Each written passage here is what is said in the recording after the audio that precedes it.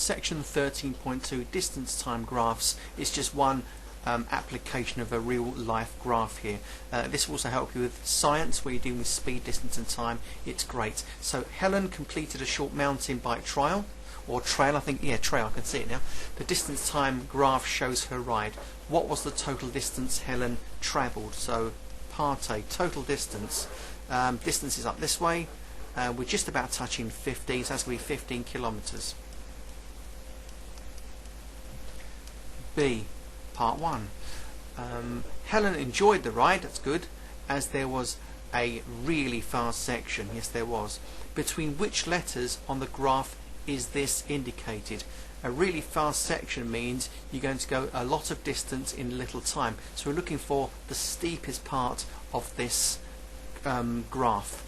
I think, well, that's quite steep, H to I. A to B is quite steep. In other words, a lot of distance covered in a little time. But look at G to H. G to H is really, really quick. It's almost vertical. So I'm going to go from G to H. Part 2.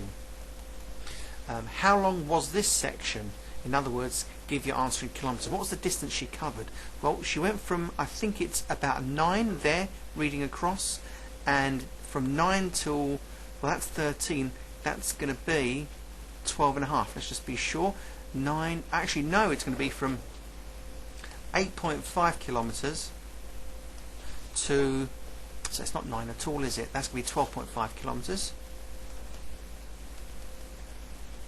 Therefore, what have we got? We've got 12.5 minus the 8.5. That's going to be exactly 4 kilometre stretch. It's a 4 kilometre stretch. Very good. It's a fast stretch as well. How long did it take Helen to ride this section? Right, so I've gone from, let's have a look. Let's just label this carefully. 1, 2, 3, 4, 5, 6. Well, there's 6 sections between 1 hour and 2 hours. Therefore, each part is 10 minutes. All right, each little blue bit is 10 minutes. So 1 hour 10, 1 hour 20, 1 hour 30. That's that. Now, what are we doing here? We're going from G to H. We've gone from one section to another section of time, and that H is right in the middle of these two parts. So if that's 10 minutes across there, then basically she did that in 5 minutes, so it's half of the 10. Alright, so how long did it take Helen to ride this section? It took 5 minutes. Again, study that one yourself. Right, part C. There was one very steep uphill section. Please note, very steep. Between which two letters on the graph is this indicated?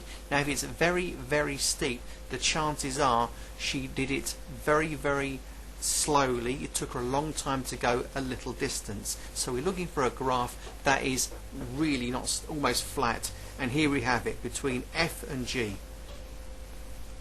F to G is the steepest part, and therefore it took her an awful long time just to do that short section. And here we go again. Part 1.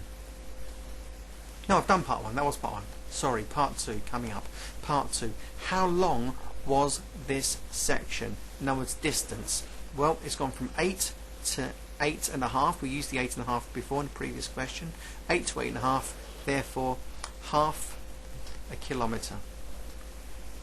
Part 3. How long did it take Helen to get up that hill? Well, she started at 110 and she finished 3 little blocks along. So from 110 to 140 is 30 minutes. Now D. It says calculate the average speed in kilometres per hour for each of the 8 sections of the ride. Each of the 8 sections. Oh, you're joking. Okay. A to B then. Right, speed equals distance over time. I did 3 kilometres in 10 minutes. If I multiply by 6, I go 60 minutes. So 6 times 3, 18 kilometres per hour. That's the first bit. It's not going to fit on this page, is it? Right, B to C, same sort of thing. I went from 3 to 4 in, so I did 1 kilometre in how many sections? 1, 2, 3 in 10, 20, 30 minutes.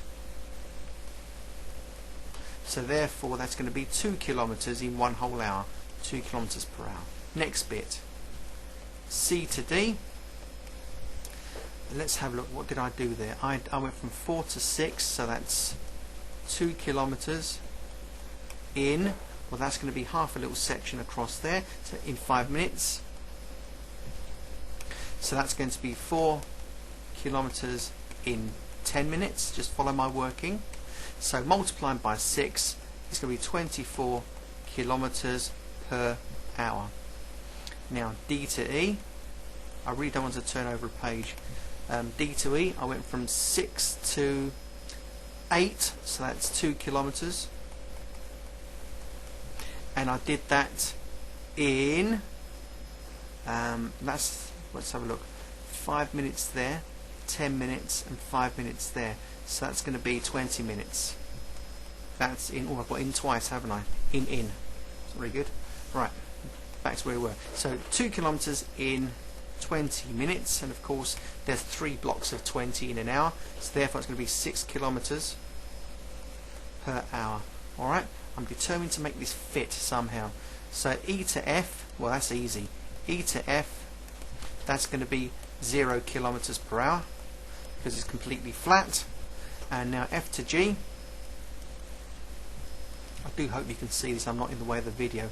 I've gone from 8 to 8.5, so it's 0.5 kilometers in, how long did it take her?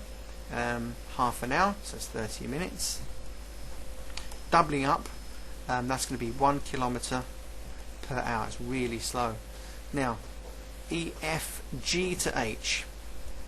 G to H, what do we got? Well, we did it in 5 minutes, and it was how long? 8.5 to 12.5. That's going to be 4 kilometers.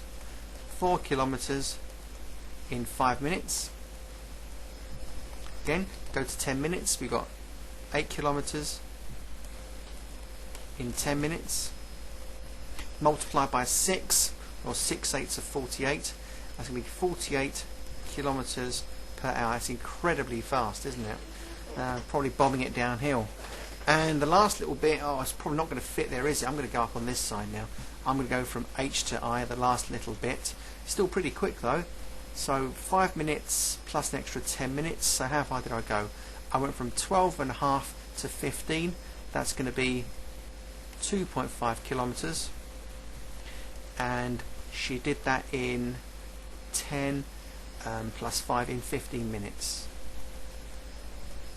Well, there's 4 blocks of 15 minutes in an hour, so just multiply that by 4. I've got 2.5 times 4 is going to give me 10 kilometers per hour. And this is quite involved, isn't it, for one question?